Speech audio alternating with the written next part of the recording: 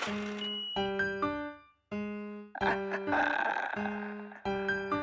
nu mai e nevoie de introducere.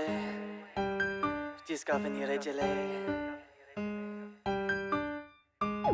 A pus mâna pe mine, i-am zis dă-te, fă că-i Gucci, A dus mâna mai jos, a văzut că-s de firmă Blugi, Hai fă, dăm jos Blugi, dăm fă jos Blugi, dăm fă jos Blugi, dăm fă jos Blugi.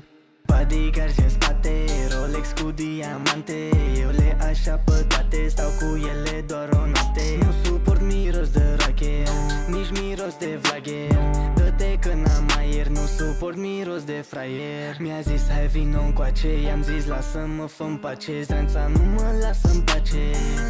I-am dat bloc și după i-am dat capace, că lui Abi n-ai ce-i face și îi place să o bat cu curea Versace. A pus mâna pe mine, i-am zis dă-te, fă că-i Gucci, A dus mâna mai jos, a văzut că-s de firmă Blugi, Hai fă, dăm jos Blugi, dăm fă jos Blugi, dăm fă jos Blugi, dăm fă jos Blugi.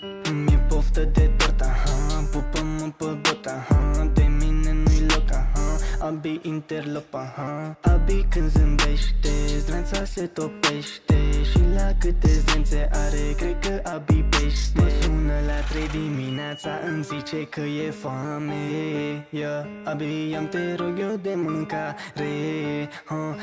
o duc la Mac pe Zdranță, îi iau cartofi cu McNuggets și zic ia mănâncă fă, ia mănâncă fă, ia mănâncă fă. Zici că ți-e poftă de Abi, hai ia și mănâncă-mă, ia mănâncă-mă, ia mănâncă-mă, hai mănâncă-mă, fă mănâncă-mă.